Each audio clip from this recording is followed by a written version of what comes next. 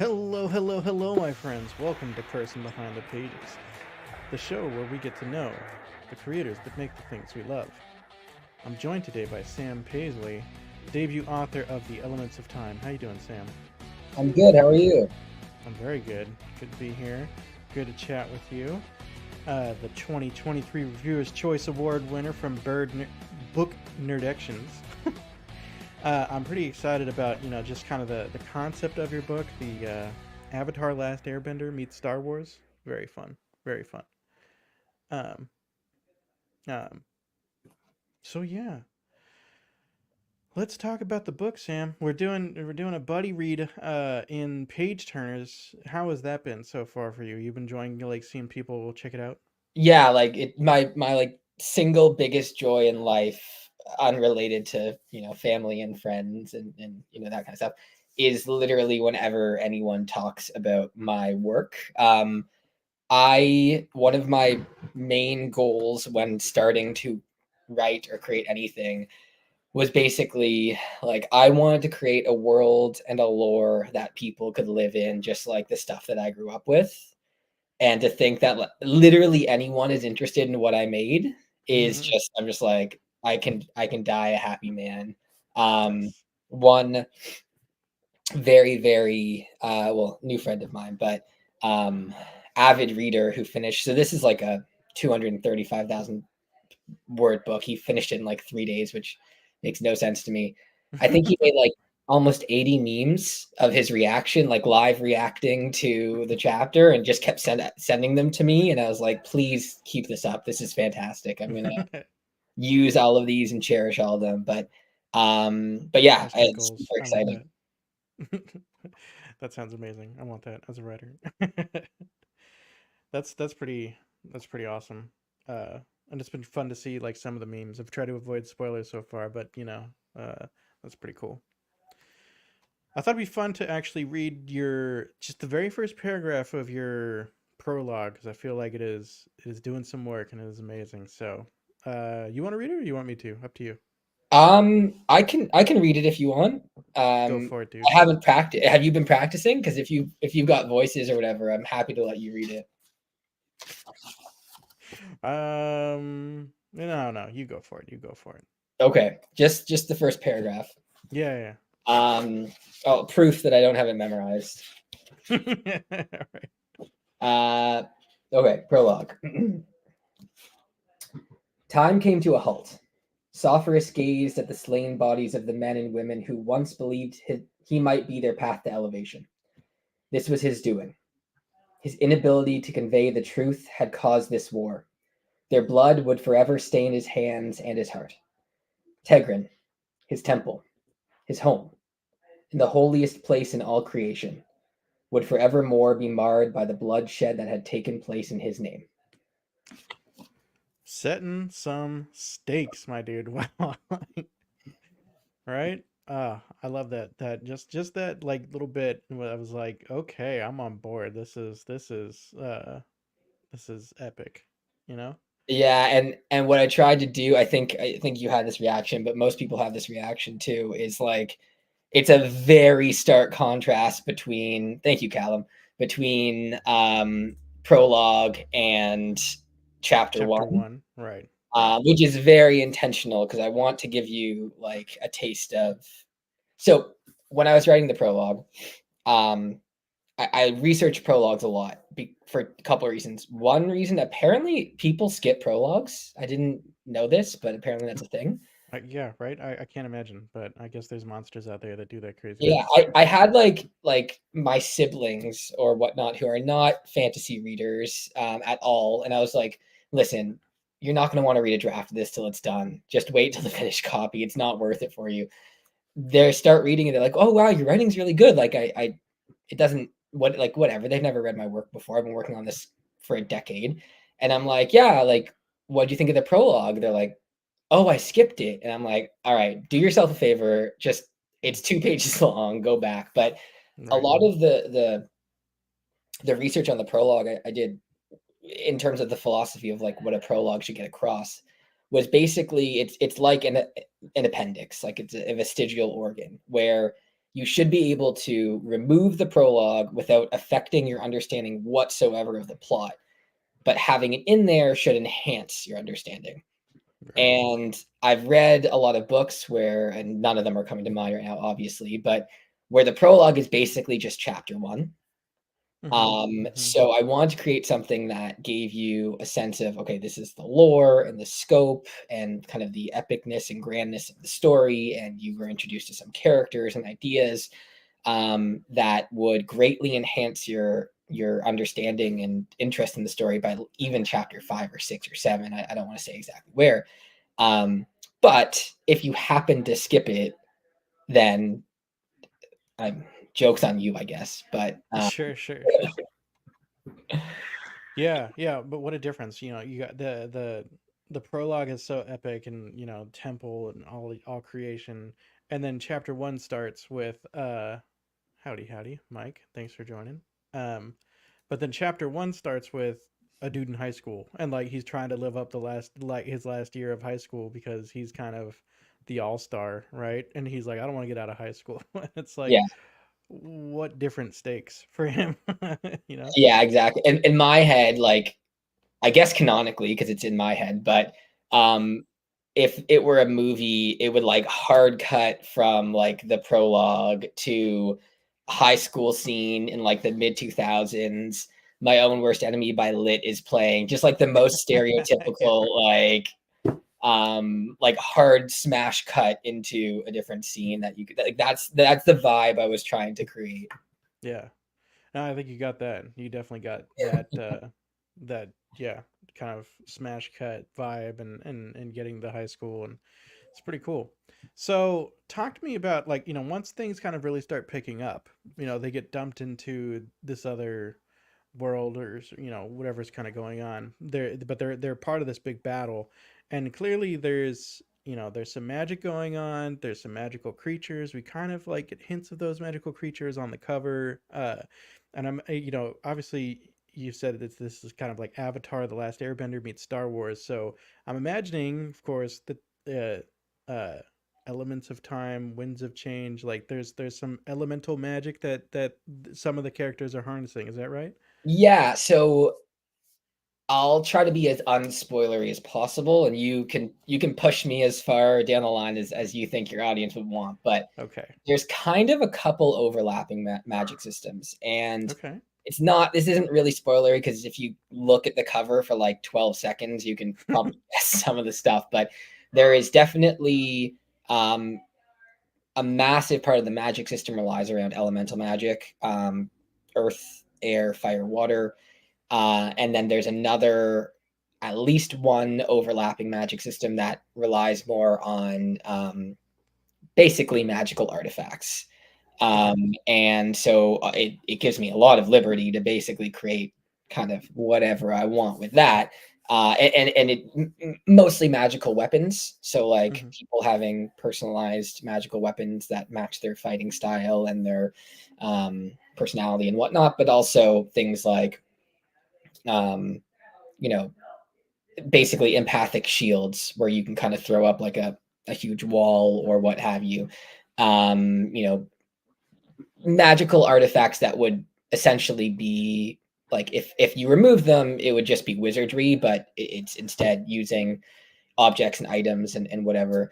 And the the overarching magic system um, basically relies on, for lack of a better term, temporal or time based magic, and then spatial or ethereal magic.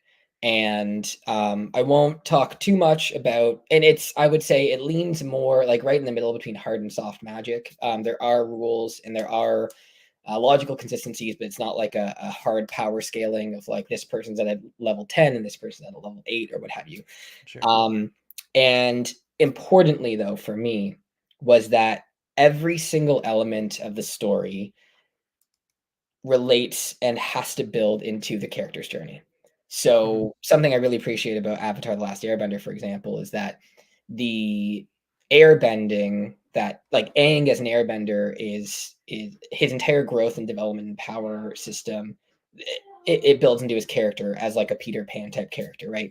Running away from his responsibilities, and Air being flighty, and as he masters more elements, he masters and integrates more parts of himself, and finally taking on responsibility, becoming Avatar. Spoilers for the end of Avatar. Um, being able to spirit bend and stay true to himself, and it's kind of in my opinion, like a perfect way to end that story, where he is able to come to a full character arc growth moment, that where the entire magic system delivers that message and delivers that cathartic moment for him. So it was important for me, similarly, that these characters and the powers they get, and the entire magic system and overlapping magic systems, all contribute to the themes and to the character development in the story. Love it. Super cool. Yeah, it's clear. I mean, the very first sentence is time came to a halt, and it's clear that there's going to be a little bit of that going on. Um, yeah, it's pretty interesting. I love kind of all these different elements, but it's also, I mean, on your website and whatnot, you've got this cover art of these like little creatures, or concept art, I guess. Um, little red guy and little white guy, and Yeah, I think that they're there on the cover too, right? The little they are. Let's see if this works. I don't know how close it'll get before yeah. but you can kind of see it. Uh, You can see it on the Hey, there shoulder you go. there. Yeah. So they are, and those are, do you want me to talk about those, or are those I agree to, spoilery? by the way. Neat. No. I want to hear a little bit about these creatures. I don't want to get like too spoilery, but tell me something, Yeah. So this is okay. So basically these creatures are, uh, there's some very, very deep lore that I won't go into, but essentially these creatures are, the base form of the elementals of, like, elemental of air, elemental of fire, and it is through connecting with them that the main characters are then able to tap into their abilities of being able to control air and control fire. So it's Wow. kind of like a Pokemon-ish element, but the Cooper and Reed and whatever other characters Hmm. actually gain those abilities the more they're able to connect with these creatures. So it's very symbiotic, and they grow together, and they grow more powerful together. And the a huge overarching theme and motif in the story is connections and bonds, and the power of bonds, and obviously the power of friendship is the true, gift you find away. But like, a lot of the empathic weaponry grows stronger the more you're able to master it and use it, and train with it, right? Similar to, like, with any skill, the more you train with something, the better you get. But, like, for example, a sword that gets sharper the more you're connecting with it. So similarly with these creatures, the more that the characters' connections grow with them, and the creatures are characters in their own right, like they have their own personalities, Hmm. and they're basically animal companions, but they're the larval or baby form of elementals that are incredibly powerful. Um, so their powers are congruent with the characters that they kind of latch onto. Wow. Cool. Um, Super neat. And I'm just like kind of, so many different places I'm sure that this is going with like all these connections. Like it's very, very neat. You did mention, that they're sort of like Pokemon. So I'm just curious still about these creatures. Are there lots and lots of these kind of creatures throughout the world, or did they just sort of like get really lucky to find these two larvals that are like sort of attached to them, or? So it's the opposite of luck. And I won't say too much more than that.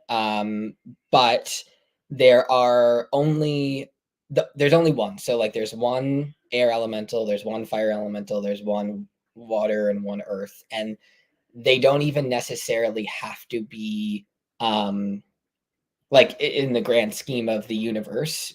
They don't even, like, they could be dormant. They have a dormant state where their presence is felt without so the entire universe, basically. So if you think of this universe as, three planes: the temporal plane, kind of like heaven; our plane of existence, which is spatial and temporal; and then there's a spatial plane.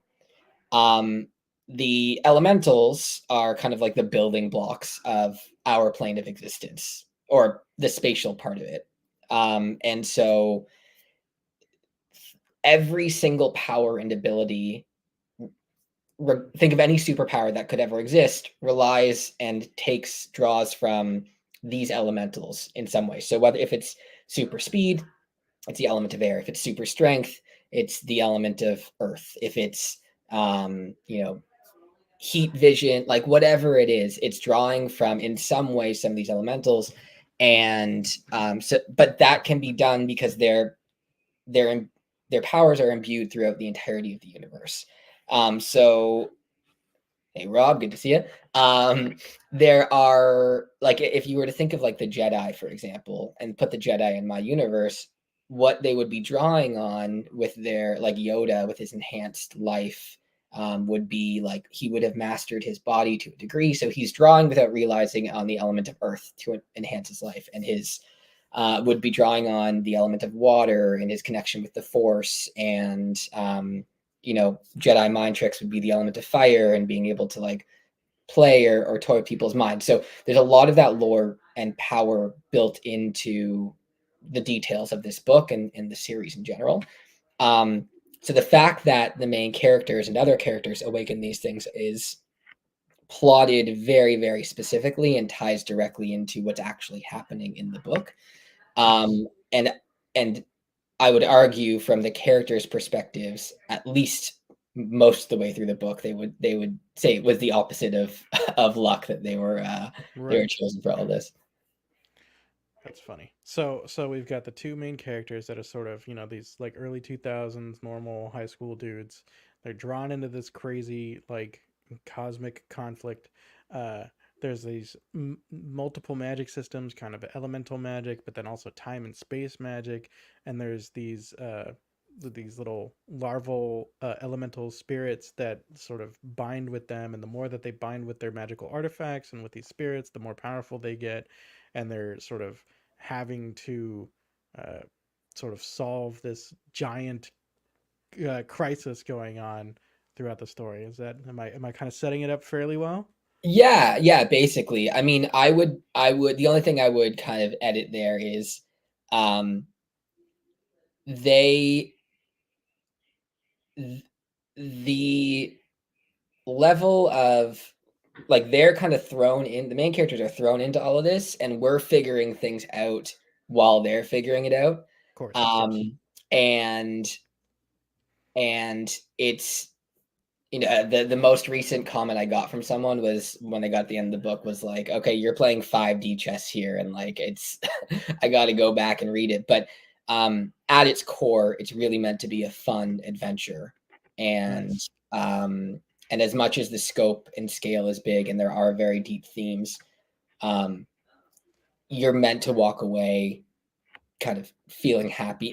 And listen, there are dark things that happen in the story and bad things that happen in the story, Sure. but yeah, it's meant to be an adventure and it's meant to be fun, and you're meant to kind of be left thinking.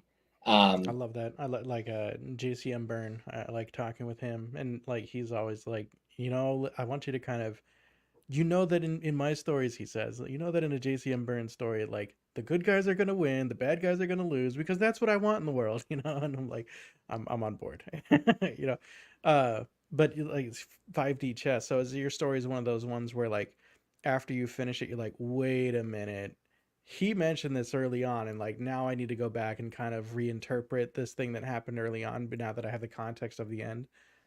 That's the goal. Yeah. I mean, there definitely are some fairly massive reveals at the end of this book that will hopefully make, that's my sister who just popped into the chat. Hi. Hopefully make the second read very enjoyable, where you can be like, but yes, I mean, part of what I'm really trying to do is make it clear. I want the series to be one that's eminently rereadable, if not just Yes. for the fact of it being fun, but also like when I watch The Prestige, I've seen that movie like 20 times, and every single time I'm like, I didn't notice that the first 19 viewings. So I really try to make every word purposeful as much as possible, and drop things that are going to happen in book 3, and drop foreshadowing and character changes and all that kind of stuff. and make the plotting something that is also as airtight as I can get it. I'm not perfect, obviously. There's going to be something, but part of the reason this book took me a decade is because I was like, all right, think through think through this moment. What does this mean? Right. Right. Wow. Are you have you read The Name of the Wind by Patrick Rothfuss? So I'm most of the way through book one. Okay. And then, I mean, I feel like I have time. I'm not so certain when the third one's coming out. So, but I haven't read both of them yet. Yeah, right. Yeah. Nobody knows when the third one's coming out. Pat doesn't know when the third one's coming out, but um, that one is one where I feel like it's eminently rereadable, and to the point where, there's a subreddit for fans, King Killer Chronicles subreddit, and they just constantly, even now, like fan theories about, well, what about this? What about this? What about, Yeah, I love that. That's kind of fun, and it sounds like you were definitely shooting for the same sort of thing, right? I'd love it. Yeah, if there was like a subreddit, 5, 10 years down the line or whatever, um, I would definitely jump in there with like a fake name and just like It stir the push pot. it. Yeah. Right, that's funny. I wanna grab this comment hopefully before your sister leaves. So if your sister has any funny stories she wants to share with us about your brother, preferably embarrassing funny stories, that would be great. I am all for it. um, yeah, cool, man. Talk to me a little bit about, uh, you know, 10 years writing this book. Like how did that process go? Like how many words did you write in that first year? How many of the words that you wrote in that first year like made it into the final product? And like how when you were kind of getting close to being done, how did it feel like, oh, this is actually happening, or was it like, wait, this thing is over? you know. Yeah. So I'll try to answer all those in order. So basically, I wrote seven full, like this is full draft seven. So I like wrote basically from start to finish this book six Wow. times. The first probably four drafts are, well, the first draft is the biggest piece of garbage that's ever been put to paper. It didn't make sense. It was me basically just testing ideas for like 300 pages single spaced. I wrote it in a month. I had no idea what I was doing. Of You wrote course, 300 pages you wrote in a month. yeah, but think about like stream of consciousness writing where I'm like, I just finished a novel. I'm like a 23-year-old kid who has I'm no Caden Still. Love, I'll tell you that much. But um, so maybe one day if I become like the next J.K. Rowling or Rolkin Tolkien or something like, I think that's his full name. But um, Ted is one of the few people who had to read through those early drafts and was very polite about it, but in the comments. But I um, I'll if I become like super huge and the series blows up or whatever, maybe I'll release those pages one day and be like, look, you can start from absolute nothing and still produce something that people like. But um, the first several drafts for what made it into it, I mean, character names, major plot points, but mostly from there, not much else. I rewrote the beginning, the first like let's say 6 chapters, a full 10 times. Like um like start to finish, 0 words kept, ideas changing, just I couldn't get the beginning down. As I was getting into draft 5, it started to be a bit stronger. Draft 6, it was 7 total, about give or take, was strong enough where I was like, okay, I'm going to send this to an editor. And I feel like I've gotten the beginning to the best that I can. Everything else makes sense. And then draft 7, I cut out. It was like 265,000 words. I went through every single word and cut it down to 235,000 by literally chopping like one. I was like, if I can cut 5 words a page type thing. Yeah. And as I was doing it, I will tell you, like it felt like, especially as I was, you're 400 pages in and you're like, oh God, I've got so much more plot to go. And it just feels like that scene in The Simpsons where Homer has to climb like the Matterhorn and he makes it to the top or above the clouds. And there's like an entire extra mountain. And it kind of feels like that, right? Where you're like, I am just making my way up this impossible climb. It's very intimidating. Yeah. And then I got to the point this past year was 2023 was absolutely insane. Some highlights: I changed jobs, I got laid off, I proposed, I got married, I launched this book, and just and more. But I got to the point where it was like March or February, March of 2023, and I was like, I just need to get this book out there. I can revise it a million more times, but at a certain point, it just diminishing marginal returns. And so I got cover design, editing. I figured out how to get it out there. I've learned a ton since then, but I just kind of put it out into the world. And then, yeah, to your point, it was like, okay, I guess it's out there now. Like, it was just this surreal moment, and then all of a sudden, it's like, on to the next challenge. So it's strange and it's bittersweet. And I really do think of it as, metaphorically climbing this mountain, because you're just putting yourself in front of a task that no one else is really, in my case, no one else is really pushing me to do. And you climb this thing and you accomplish it, and all of a sudden you got to do another one, or you have to do something else. So it is a very strange kind of conceptual moment. Good question, Bo. Yeah, so Bo, funny story. So my wife and I have known each other since 2015. She read a draft, maybe draft 3 or 4. And the other day I was, I've got a couple secret projects, which I can give you some details on.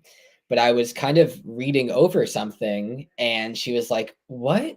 At what point in the book does that?" It was the prologue, and she's like, "What is that?" And I was like, "Oh yeah, you haven't read a draft in like 8 years or something." So, she was an original beta reader, but like I said, it's been rewritten so many times and so much has changed. So I think if she reread the book now, it would be basically like reading a new book. Like the names would be the same, but the content would be completely different. The names have been changed to protect the innocent now. Yeah, exactly. Okay, well, so this is a good segue. I want to get back to talking about the book at some point, probably, but since Bo asked about your wife, you chose your wedding music based on some of your favorite TV shows? Yeah, it's not just the wedding music, the wedding date, like everything. So, we got married on October 19th, which for the extremely astute community viewer is a community reference. That isn't the only reason that we got married on that date, but it was providential, I would say. And that's based off of a commercial for community returning. It's not even in the show, but the song that I walked down the aisle to was the Scrubs theme song. The song that she walked down the aisle to was from the end of High School Musical 2. The song that we re-entered the from the ceremony to the ballroom was from 10 Things I Hate About You. Our first dance was The Neverending Story. And I actually I actually said, and if Steph is still on the call, she and Ted, who are both standing up there with me, can confirm. I said during the ceremony, the rabbi was like, "Do you take Alan to be," like I was repeating after him, "to be my wife?" And I was like, "Blah blah blah, my wife," and it just slipped out. But so yeah, so references galore. Everyone laughed. It killed, Nice, by the way. nice, If anyone's yes. getting married, I would recommend. My wife. That's funny. That's pretty good. If anyone's just kind of joining us, we're talking with Sam, talking about him personally. That's pretty funny about how his love for stories informed his marriage. Go ahead and drop me a like and a subscribe if you're enjoying this chat. Did you also have the rabbi go, "Marriage is what brings us here together today"? No, that's Princess Bride, right? Was that Princess Bride, or was it was either Prince? It might have, or it was Robin Hood Men in Tights. Oh, you might, yeah. Well, either way, Yeah, oh my God, yeah. I can't remember his name now. Carrie Elwes was, Yes, yes, yeah. yes, yes. Right. But yes, I mean, if we want to segue back to the book, I can answer Bo's Bride. question in the Chat chat. says Bride. Thanks. Um, Whoa, no. so Bo, I'll answer your questions. The question is, which character is based off me, Reader Cooper, and who's the other based off of? So the honest answer is they both. I kind of originally, like a decade ago, developed them both as disparate halves of my personality, and then over a decade, they developed very much into their own characters. Now, if you ask anyone who's reading the book, every single person will say, "Oh, this character's Sam," but it's for a different character. So, I think, like, it really depends on who you ask. A lot of people will say when they read Cooper, it's like, okay, he's just making jokes that Sam would make. Same with Reed in terms of how he talks and how he communicates. At the end of the day, obviously, every single character is going to be some derivation of the writer because it's all filtered through my brain. But um, the outside inspirations for these characters who aren't me. So Reed's big inspirations were Daniel Jackson from Stargate SG-1, and to a lesser degree, I can't remember his last name, but Spencer Reed, I think is his name, from Criminal Minds, played by Matthew Gray Gubler. And Cooper's inspirations are very much like a young Ryan Reynolds type character.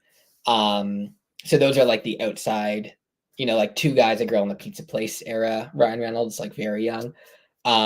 Those are like the two kind of external inspirations for those characters. Nice, nice. So you've been working on this book for 10 years. 2023 is just a crazy, crazy year with all sorts of life changes. You're like, I need to get this book out. Um, and at some point, you get together with the BreakIns. When did that happen? What has that been like? I was like 8 weeks ago. That was super super duper recent. So yeah, basically what happened was I launched this book and just was more or less floundering. Everyone's like, you need to get Instagram. You need to get. I don't have any social media outside of my book stuff. I've never, literally in like 2008, everyone was like getting Facebook, and I was like, I'm against it. I'm 16 and I know this is bad for me. And then basically after like a month or two, I finally broke down, and my social media advisor, my sister, helped me in that first, let's say 1 to 3 months really get the Facebook. She was like, "Hey, this is how you use Instagram. This is what you post about." And Thank you, she had me in Stephanie. control. Sorry? Thank you. Yeah, Thank you, yeah. Stephanie. And I got really, really lucky. So I reached out to Beard of Darkness very early on. He was nice enough to have me in an interview. Through that, I started watching a bunch of his interviews, other booktubers. I actually saw Rob Lee do an interview with him, and he mentioned the break-ins. Just previous to that, I did a book launch, or a book signing, I should say, at a local store, and Steph took all the photos and videos and made a post which got a lot of reception, Nice, and nice. a bunch of other authors kind of started following and liking, and I started following back, one of which was Brian Wilson. And so we started talking, Brian and I. Both of us launched about the same time, and both of us had just no idea what we were doing, and we were like, what can we do? So we basically we did a 10 author giveaway, and Brian got like 7 of the other authors, and I think I asked one person, organized the whole thing, and did a Halloween book giveaway, which got a lot of traction. And then that helped me kind of branch out a little bit more. And then eventually I reached out to Rob and I said, "Hey, saw your interview with Creative Darkness. I'm a debut author. I don't know if this group of yours is accepting pledges, but please, for the love of God, let me in." But no, but I reached out to him, and then the group is super duper nice, and thankfully Right. at that point it was only like maybe 8 people, so they were like, "Yeah, like we got room." Um, and then that was realistically only like kind of late-ish November. And Okay.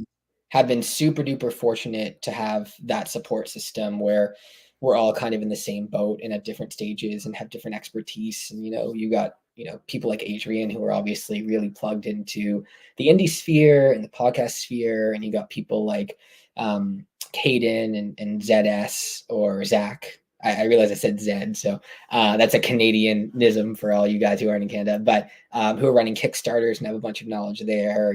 I'm helping people with their taxes, so it's really nice to have that support system, and that's really helped me kind of grow an audience to whatever degree.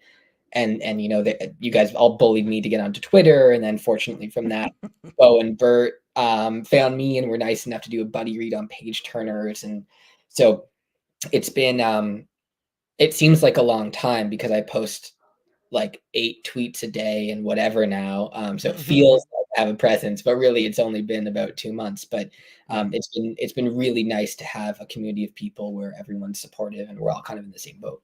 That's pretty cool, and couldn't agree more. Sounds like you've got a pretty supportive family too. What was your sister taking pictures at the book signing? That's pretty cool. I haven't done a excuse my Oh, little you're a cat. excuse my camera there for just a minute. We're good. I haven't done a book signing before. Tell me about the book signing. What was that like? Yeah, I mean, it was 100% friends and family. And so it was at a local Toronto sci-fi fantasy store that's been around for like 50 plus years. And it was a nice kind of publicity moment, and it's nice to for all the people who have supported me and bought books to like sign them and really dedicate individual books. There were some kind of walk-ins off the street, which is really great. And what's nice is like I'm in sales, so I talk to people for a living. I really like the face-to-face interaction in limited intervals because I'm super highly introverted, so I need to like go hide in a cave afterwards. But Yes. um, Same. but like I said, I mean, if and when my book takes off, that's the type of thing I would love to do, particularly because it, as an author, I'm trying to create something that people like and enjoy and gives them value. And if I can do anything to enhance that experience and say like and basically say thank you, like, hey, you've devoted whatever 10, 20 hours of your life to reading my book. Mm-hmm. Thank you. That's Mm-hmm. that's time you could have been doing anything else. Mm-hmm. So that's the type of thing I would love to do more. Hopefully those opportunities come up, and I would definitely suggest for any authors out there, like if you've got local bookstores or whatnot, it's a great win-win. Like this bookstore, it's called Back of Phoenix. It's in the heart of Toronto.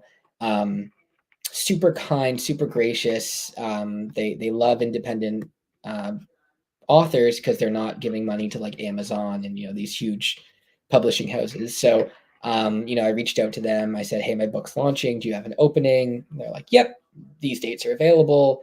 And again, really gracious. They set up snacks, and it was a very, very lovely time. And it hopefully I can do that more. If I could teleport signed books to everyone who buys a copy, I would do that for sure. But unfortunately, the Canadian Postage Service is not super cheap or very efficient. Hasn't sorted out teleportation yet, huh? Exactly. Yeah, yeah, I get you. That's really cool. That's neat that that bookstore supports the indies that way. Because my understanding is a lot of bookstores don't really support indies, so that's pretty neat. Um, uh, I love to, yeah. You've talked a little bit about if your book kind of blows up, and I think that's one of the cool things about books is that you've created this thing and it's out in the world and it's going to be out in the world for decades. Thinking about that Christopher, what is it, Rocchio, is that how you pronounce his last name? But he got sort of plugged by Daniel B. Green and Petrick, and so he's Tradpub, but suddenly his book, like the print run, got totally bought up and had to go do another print run.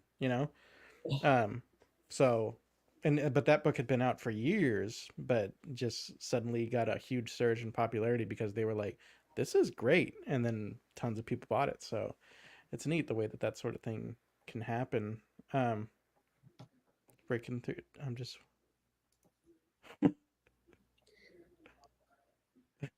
That's actually another character who people are like, all right, this is Nice, nice, nice.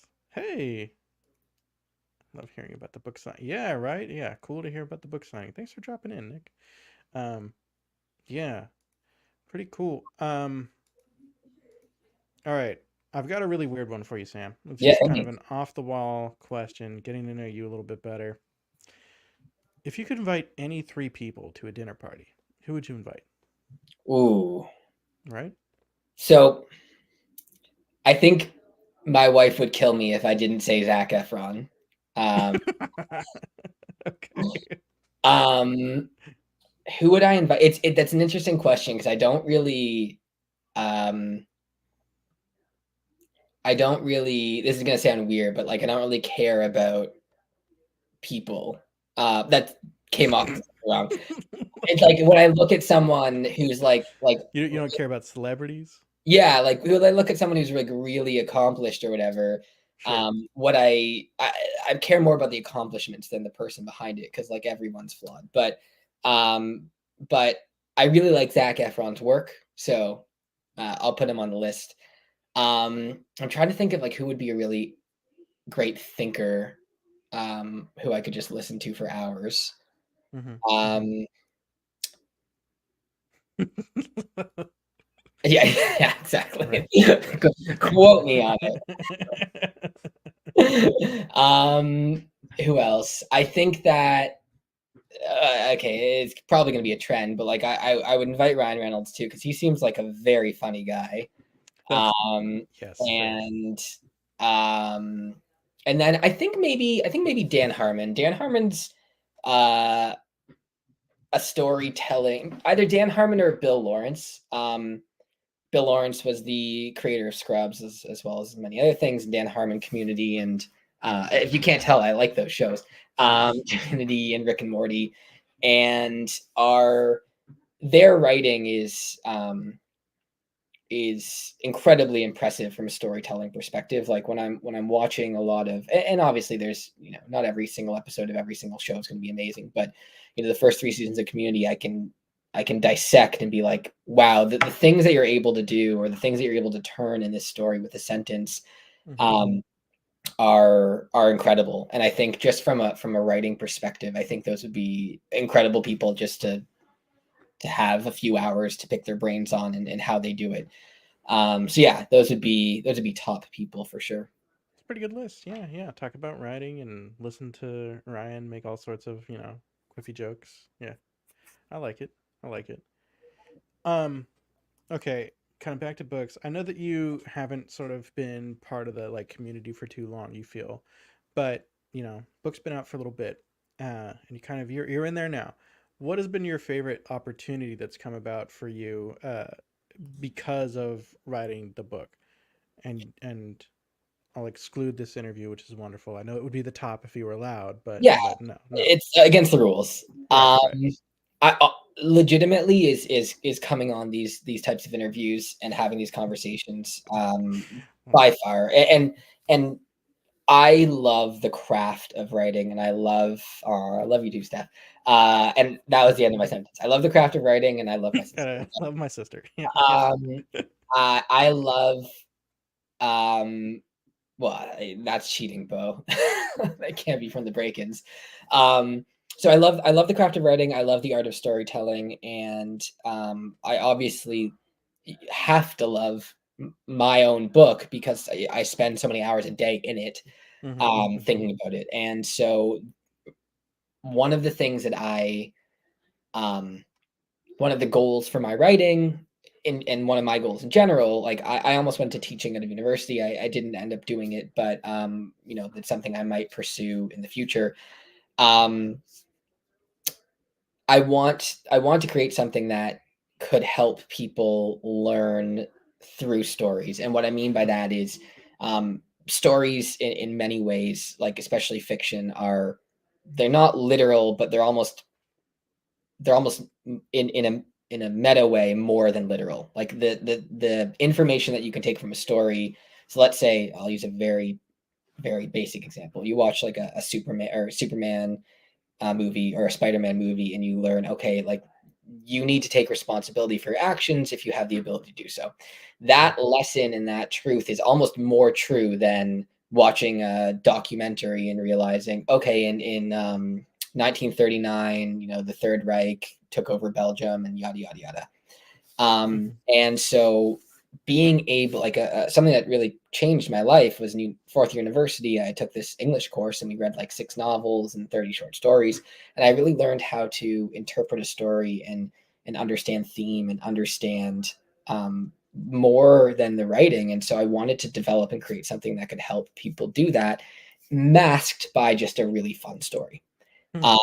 So the ability to come on these types of interviews and talk about writing and kind of drop those little hints and has been an incredible opportunity. I've been able to go back to my high school and talk to them about writing and and those types of opportunities as they pop up are incredibly meaningful to me because it's the depth of my writing that I'm hoping to help people achieve over time, where you get suckered in with the fun story and the magic systems and all that kind of stuff, but all of a sudden you're in the back of your head, you're like, yeah, there is a danger to not taking personal responsibility and growing up properly, or there is a danger, or this is how I should behave in this situation. And those opportunities to like really talk in long form conversation for an hour and a half, whatever the case is, and people will actually listen to it, are very, very meaningful to me.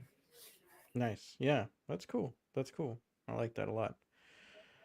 All right, Sam. What are you working on now? And what's your favorite part of the writing process? Is it draft 1 or is it draft 7?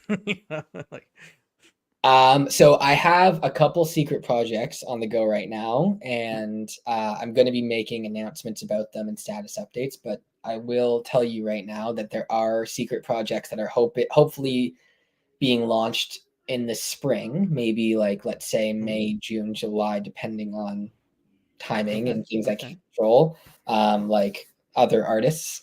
But so there's a couple secret projects, and right now it's kind of like one secret project, separate secret project, and then an addendum secret project on top of that second one. And I'm hoping to deliver that all together to everyone, and hopefully they will be, one will be its own like it's related to book 1 and something that I think will just expand everyone's experience on it. And another is related to the universe and be a very, very interesting supplement to the series as a whole. Will be far more interesting if you've read book 1 already, but also it could be many, many secrets. It could be an interesting entry into the series as well. I'm really excited about it because the form and format are different than um,